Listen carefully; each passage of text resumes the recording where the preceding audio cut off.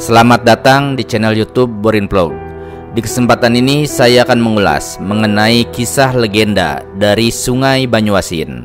Sungai Banyuasin yang ada di Kabupaten Banyuasin dan juga Musi Banyuasin di Provinsi Sumatera Selatan. Bagaimana kisah legenda dan juga asal-usul Sungai Banyuasin ini? Silakan disimak berikut ini.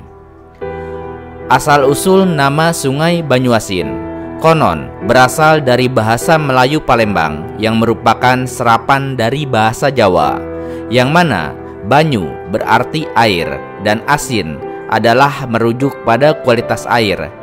Kualitas air yang asin terutama di daerah dekat pantai atau muara. Jadi Banyuasin secara harfiah berarti air asin. Maka Sungai Banyuasin dapat diartikan sebagai sungai yang airnya asin. Ya, nama Banyuasin awalnya hanya merujuk pada nama Sungai Banyuasin, dan seiring waktu nama Banyuasin kemudian diadopsi menjadi nama kabupaten di Provinsi Sumatera Selatan, yaitu Kabupaten Banyuasin dan Kabupaten Musi Banyuasin. Adapun terkait dengan Sungai Banyuasin, terdapat sebuah kisah legenda di masa lalu yang berkaitan dengan kehidupan yang ada di Sungai Banyuasin, dan berikut adalah kisahnya.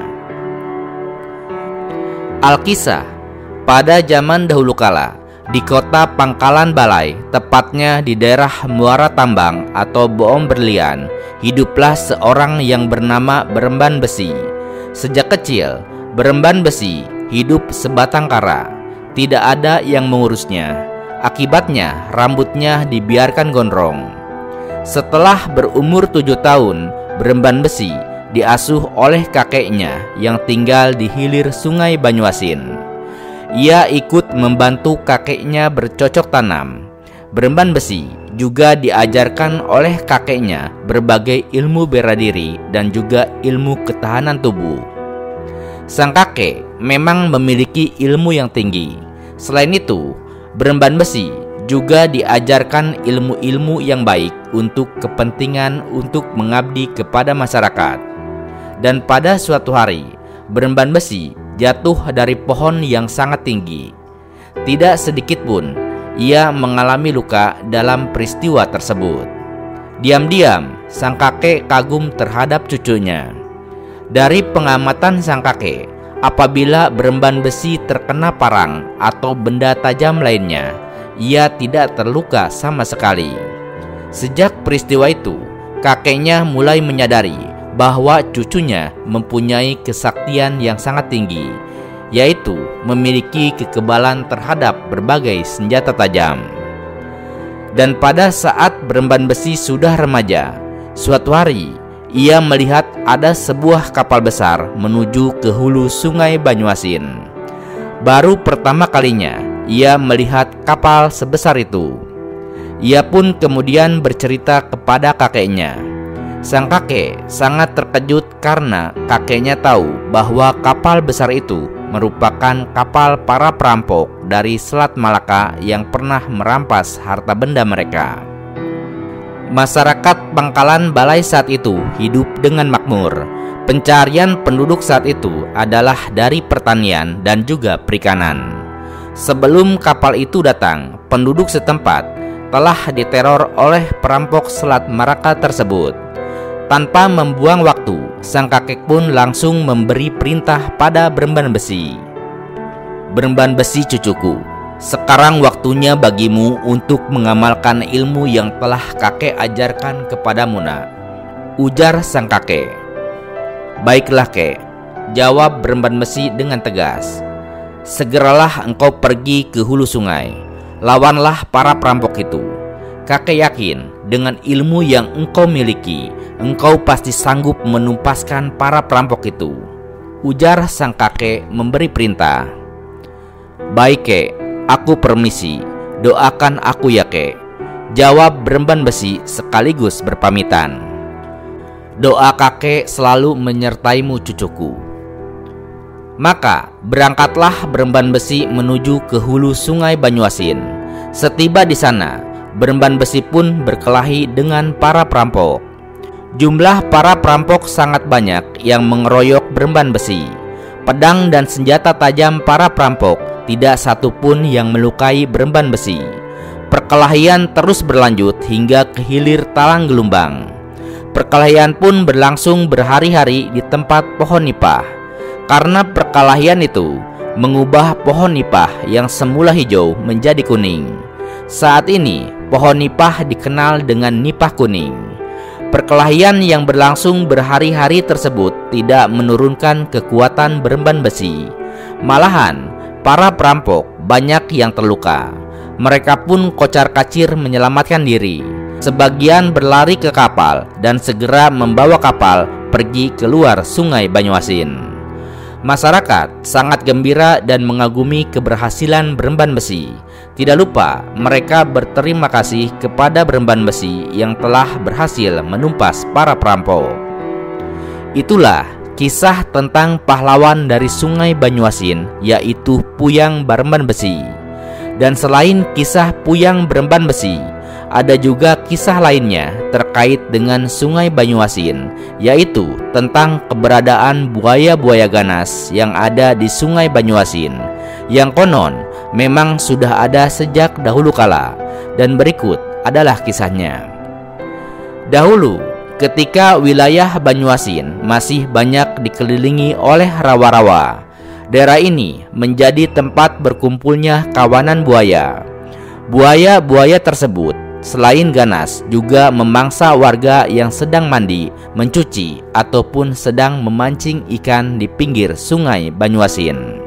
Raja Palembang kala itu bersama dengan dua penasehatnya, yaitu penasehat kemiliteran dan juga penasehat kesejahteraan, sedang berdialog bagaimana untuk mengatasi bahaya dari buaya-buaya yang berada di Sungai Banyuasin. Kemudian penasehat militer memberi usul untuk mengerahkan seluruh prajurit terbaik kerajaan ke tepi Sungai Banyuasin untuk membunuh buaya-buaya tersebut.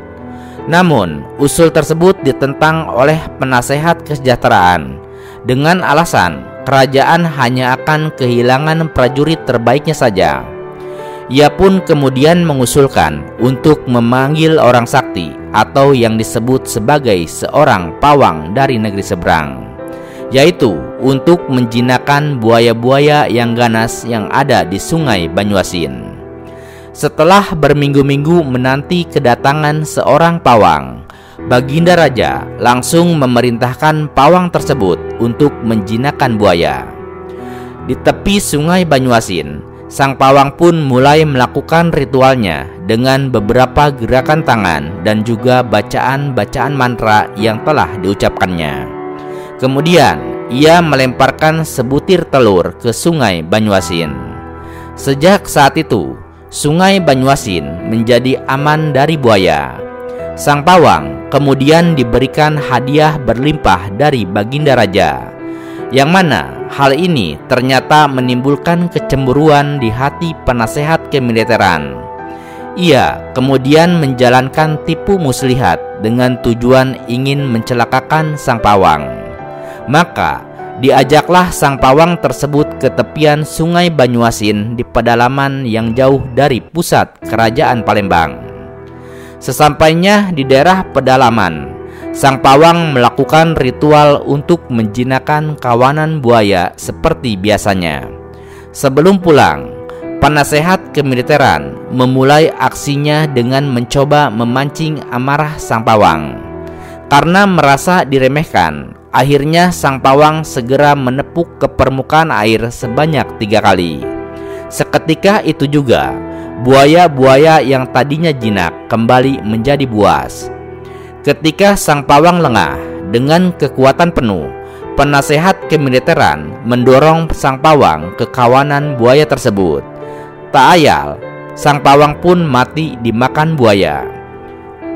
Karena perbuatannya itu, maka penasehat kemiliteran pun dihukum oleh sang raja.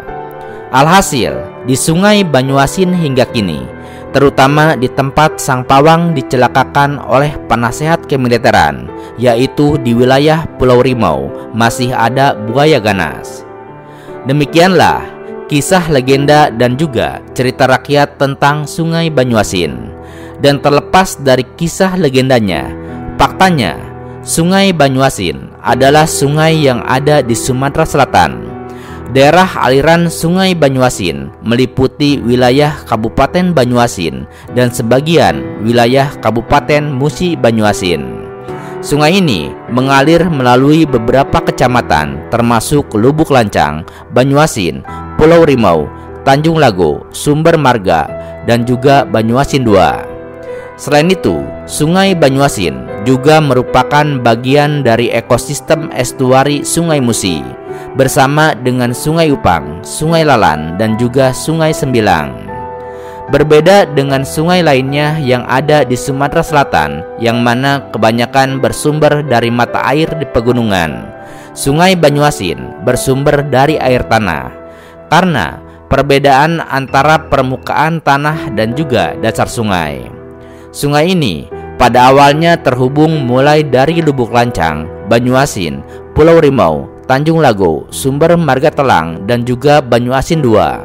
Muara dari Sungai Banyuasin berada di sekitar Suak Tapeh yang merupakan sungai yang sangat dalam dengan dinding sungai yang cukup terjal.